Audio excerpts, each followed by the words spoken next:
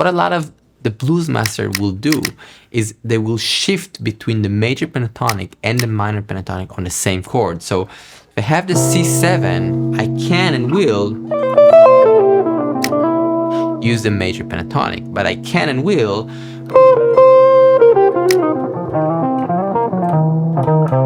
move to the minor pentatonic and also to the blues scale. So I will use those three colors. A lot of people get very confused and maybe scared, myself included. I remember when I was trying to learn the pentatonic scales and I heard there's a major pentatonic, I was kind of confused and I was trying to use the minor pentatonic to play the major, which is not completely wrong, but it's not completely right. You are also in that bucket of confusion and it's not clear what is major, what is minor, how it looks like, how we can utilize it instead of only playing a shape, not being stuck in one position. Check this out. It's actually really simple. So the way I like going about things, guitar and music, is understanding things in a truthful, deep way. So I'm trying to take the sound. We'll start with this color. I'm having a little drone here. We're hearing, I'll play it softer. This A minor, this A, I would say, this A note, right? This A center. And against that, I'm gonna play the first color, which is the minor pentatonic. I know you know it, but again, it's important to see how it relates to the center because that will inform us when we move to different colors. So the first step here is hearing those 5 notes against the center. And you can sing or hum this. Ooh, and I can keep going in this position up using the classic kind of position. That's great fingering. When I'm playing this, I'm trying to raise my awareness to the sound. If I'm just playing this again and again and again, I'm not gonna learn, and then changing keys, going to the major pentatonic or the blues scale would be confusing because you're not really listening and paying attention. Now it's a process, but I want us to all kind of raise our attention and awareness and listen to this color. The 1, the flat 3, oof, ooh. Feel the notes in relationship to that home bass A. Da, do, do, da, do, da. A, the 5, 4, flat 3, 1. So we're hearing each one of the notes against that center, that A. Oh, if you want to get the full benefit of this video, there's a PDF with notation and tab on Patreon. There's also a week free trial. Check it out. I'll see you there. Oh, when we want to play the major pentatonic, is important. We're not going to have A as a center. We're going to have C as a center. So now, although I'm playing the same fingering, there are 2 things. I'm stopping on the note C. It's not that I cannot go on, but I'm stopping here because I want to hear. Do, sing that with me, or hum it in your heart. Okay, it's a different sound. It's a happier sound. It's a major sound. And the color, however emotionally you want to tag it, this sounds to me different. And the reason is the relationship with the center. Do is different. We have 1. We have the 2, we have the 3, we have the 5, and we have the 6. So 1, 2, 3, 5, 6 is the major pentatonic. If I'm playing a chord, and I have these colors against it,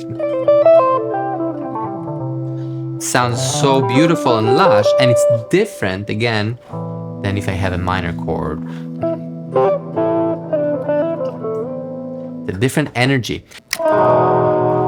Very big news. We are coming on tour to Europe. This is really important for me. This is our album release tour in Europe.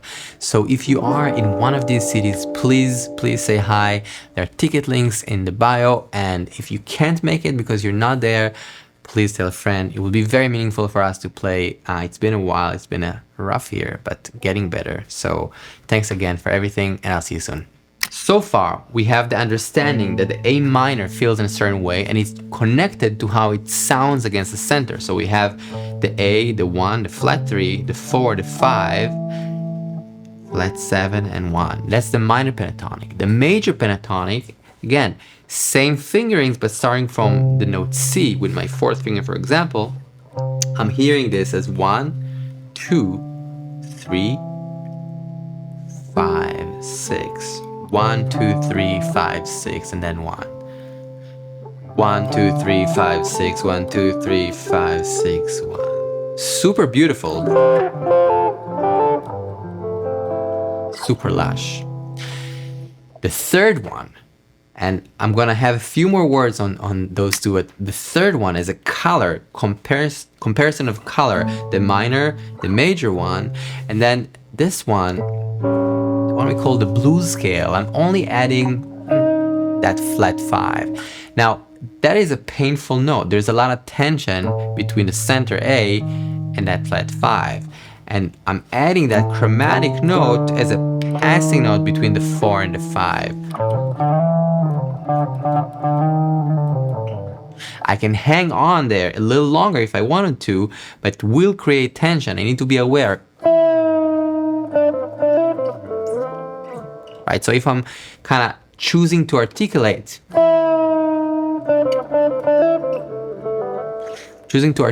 that sound and hanging on that flat 5, I'm creating a lot of tension. Now it's beautiful because that tension, when it is resolved,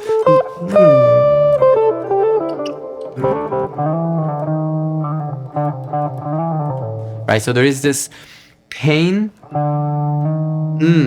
and when it resolves, it feels really nice. So check out the sound. 1, flat 3, 4, sharp 4, flat 5, both are fine for me, and the 5. A lot of times people say 4, sharp 4, and 5. Flat 7 and 1.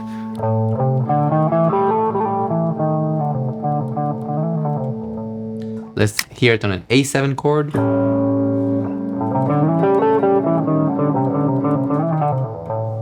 That sound is beautiful. Now, when you are improvising, when you're soloing, when you're trying to create sounds with your instrument, you can shift between those centers. And what's amazing to me is that if I understand the minor pentatonic, I understand the major pentatonic as a sound, and I understand the blues,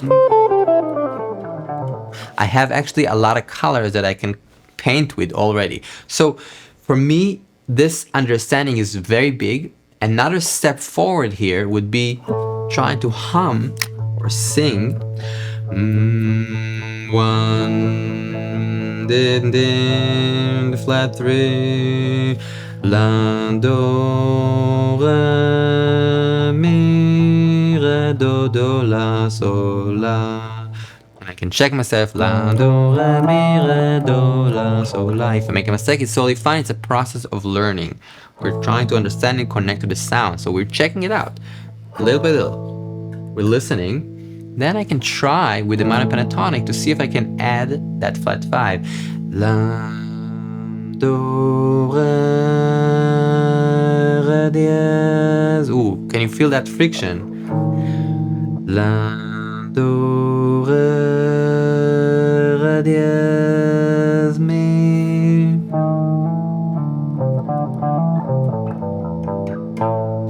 Now, if you've never used singing or solfege, it's totally fine.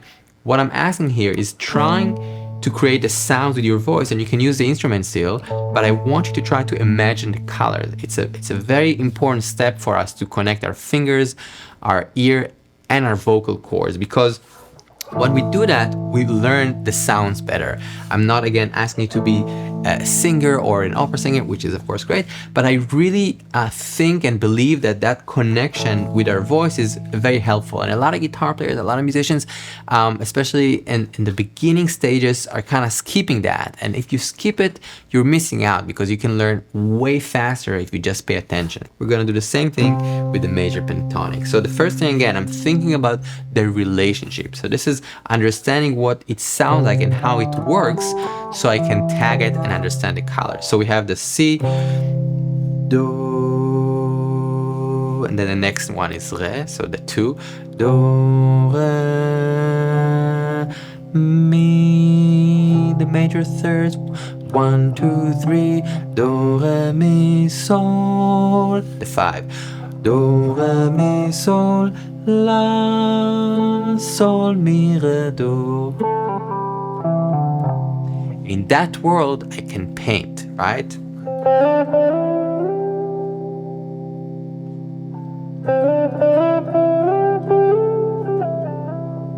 When I'm doing this, I'm really trying to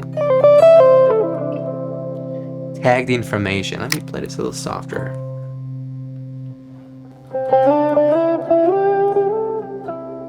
When I'm doing these motions, I'm trying to think about the sounds. I'm in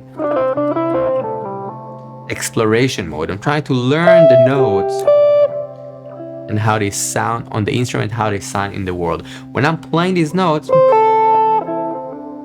I'm also trying to tag the notes themselves. G, A, the 5 to the 6 to the 1. And I am able to see the position, but I'm still trying to keep the tagging process in place. A really cool thing to pay attention to is when we have a chord. For example, when we have the chord C or even C7, we can, with a lot of ease, I think my kids are here.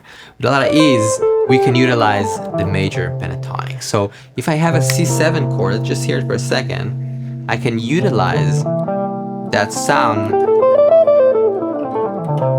It will sound great, right? It sounds in the tonal center because I'm playing the 1, the 2, the 3, the 5, and the 6, and it sounds beautiful on this.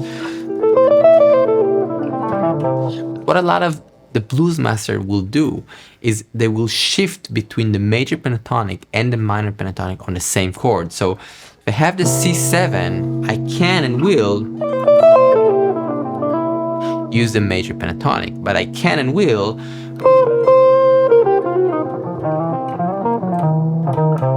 move to the minor pentatonic and also to the blues scale. So I will use those 3 colors when I'm playing the C7, or when people play the C7, and move between the colors, the major pentatonic, minor pentatonic, and the blues scale. You can really create a lot of tension and release only with this one color. Major pentatonic to the minor, back to the major. So when you're soloing and improvising, you want to have somewhat of a good understanding of how these colors sound and have a couple fingering, have a couple positions in mind. So if I'm playing the C7, I would really recommend being comfortable with this fingering of the major pentatonic, just because it's really accessible here in this neck of the woods. So 2, 4, 1, 4, 1, 4. These are the fingerings.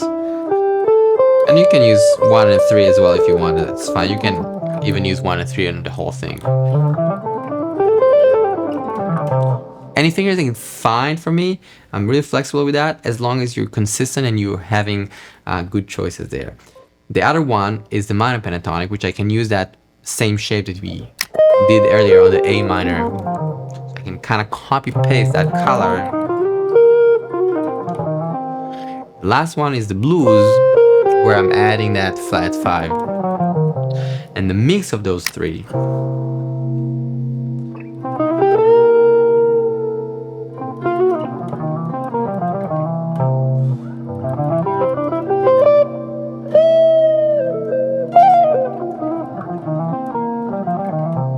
I'm really getting those flat 7s, the 6, the flat 5, those extensions or those tensions in a very beautiful way to be articulated on the chord. Thank you so much for listening. I'll see you very soon. Peace out.